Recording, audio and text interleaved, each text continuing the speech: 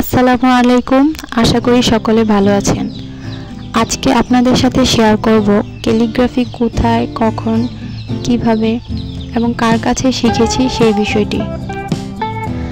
যদিও আমার শেখার লেভেল 0% মধ্যেই আটকে গেছে, আর ডেভেলপ করতে পারিনি, তারপরও আপনাদের সাথে শেয়ার করছি। আঁকাআঁকি বিষয়টি জোরপূর্বক হয় না, এটা সম্পূর্ণরূপে নির্ভর করে আপনার ভালো লাগা, ইচ্ছাশক্তির উপর। আপনার যদি ইচ্ছাই না থাকে কোনো কিছু আঁকতে, তাহলে কেউ যতই জোরাজুরি করুক না কেন আপনি আঁকতে পারবেন না, পারফেক্টভাবে তো একদমই না। যাই হোক, মূল বিষয়ে আসি।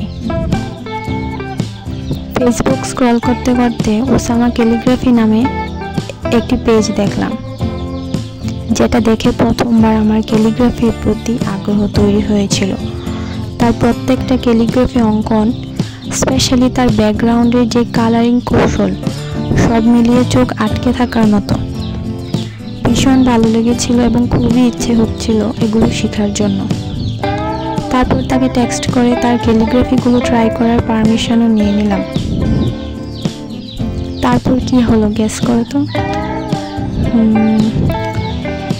কি আর হবে, কয়েকদিন ট্রাই করার পর আমার হ্যান্ড পেইন্টের পাঞ্জাবির অনেক অর্ডার চলে আসছিল, যে কারণে আমি খুব ব্যস্ত হয়ে পড়েছি। তারপর আর ক্যালিগ্রাফির দিকে ফোকাস করতে পারিনি। আমার ক্যালিগ্রাফি শেখা এখানেই শেষ হলো। এটা এখন থেকে প্রায় 2022 সালের ঘটনা। এরপরে বিভিন্ন সময় নানা কাজে, পড়াশোনায় এতটাই ব্যস্ত ছিলাম আর প্রফেশনালি শিখতে পারিনি।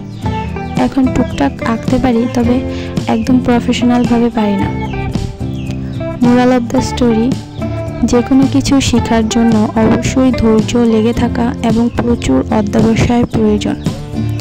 অন্যথায় তুমি মাঝ রাস্তায় থমকে যাবে বা ছিটকে পড়ে যাবে। আজকের ভিডিওতে আমি আমার নামের ক্যালিগ্রাফি আঁকার চেষ্টা করেছি।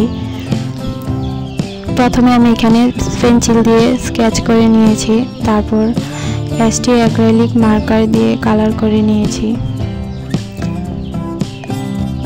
আশা করি এটা আপনাদের সকলের ভালো লেগেছে। এখানে 3টা কালার ব্যবহার করা হয়েছে, সিলভার, গোল্ডেন এবং ইয়েলো কালার।